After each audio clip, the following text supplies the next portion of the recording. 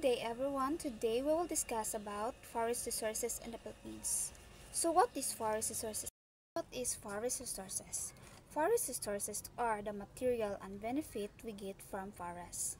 These include wood and timbers for building, plants and herbs for food and medicine, clean air. Trees helps absorb carbon dioxide, water. Forests help keep it clean, and shelter for both animals and people. So let's proceed to the different types of forest resources in the Philippines. First, we have dipterocarp forests. These are forests with tall and strong trees like Nara, Lawaan, and Apitong. These trees are used for timber and can be formed in lowlands. So next is the mangrove forest. These forests grow along coastlines near the sea. Mangroves helps protect land from big waves and are homes to fish and crabs. So for example is the mangrove forest in Palawan is famous and protected. So the third is mossy forest. Now we have the mossy forest. These are found in high mountains. These trees are covered with moss and the weather is cold and foggy. So for example is in Mount Apo in the Mindanao has mossy forest. So next is we have pine forest. These forests grow in cold places like Baguio. Pine trees have long needle-like leaves and smell fresh. So the example is the pine forest in the Camp John High, Baguio City. So lastly is the Molabi forest. These forests grow in dry areas and are full of hard and strong trees like Molabi, which is used to make strong furniture.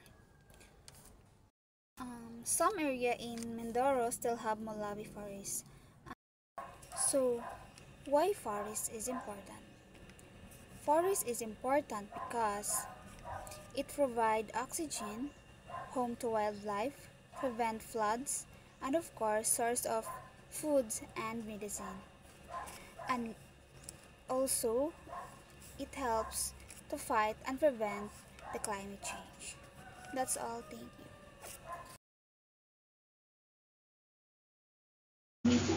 So, good morning, everyone. My name is Jerusalem Nawal, and I'm going to continue the discussion all about forest resources of the Philippines.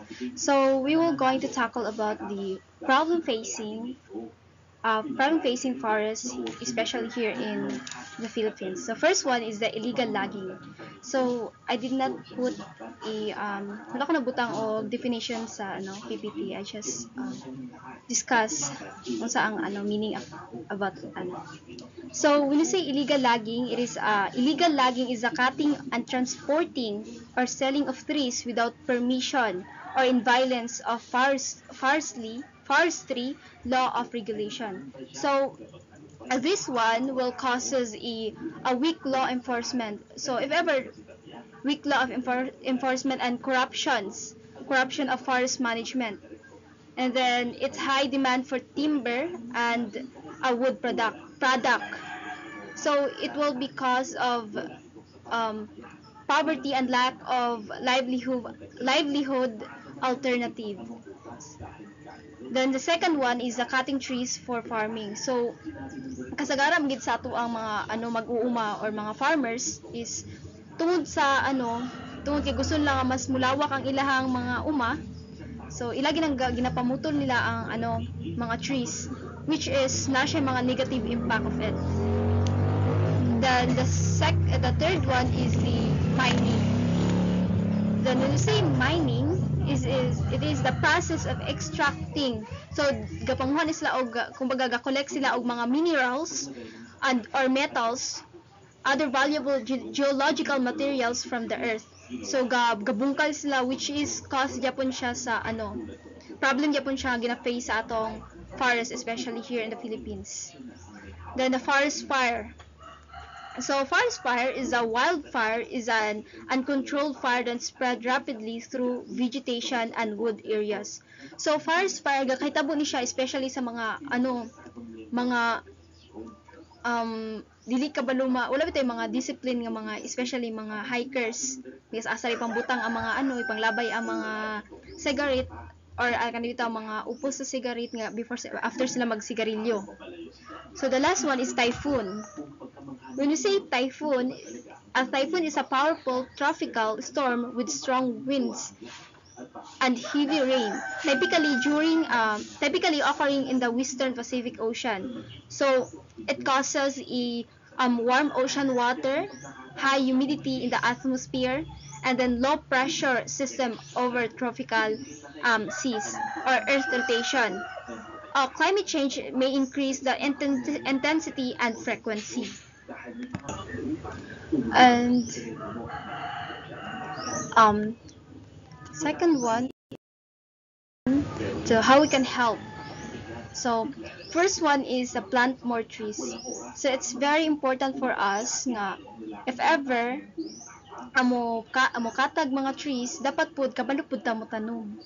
So dapat mo tanom tag kahoy so that makatabang pud ta sa atong kalikasan.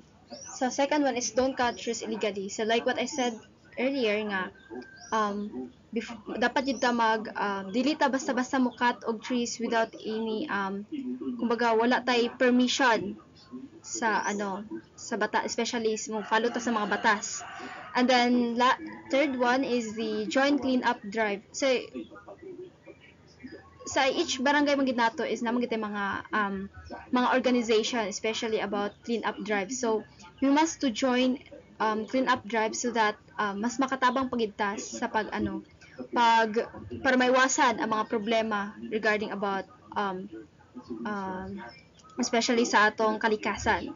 So support forest protection and then learn and share. That's learn and share. Then the importance of forests. So there are lots of importance, especially about sa goodness atong forest. So this four will first one is they provide raw materials certain industry. So if ever ang mga kahoy, di ba? If ever mukatag mga kahoy, daghan siya mga purpose. So first one is makahelp to build buildings, di ba? Daghan po siya mga importance po nga makatabang. So they provide fodder, fuel, fertilizer, and fiber. And then they prevent soil erosion. So it's very important po ni siya and preserve the fertility of the soil of the soil. So last one is they provide moisture and lower the temperature. So if ever daghan kay mga kahoy, di ba? Kumbaga dili ka init ang panahon, fresh ang hangin. So the conclusion is the Philippine forests are vital natural resources, providing a wide range of good and ecosystem services, including timber, water regulation, climate regulation, and biodiversity conservation. So, however, deforestation is a major threat, significantly reducing forest cover and impacting diversity and environmental stability. So we all know that forests are important for life, especially sa ato as a human and also in the animals. So for me also we must let's take care of it because even small actions accordingly can make a big difference. So bisan gamay ra na paglabay ng basura o pagputol na sa mga kahoy, dako na kaya siyang impact sa ato ang forest. And that's all. Once again, good morning. Thank you.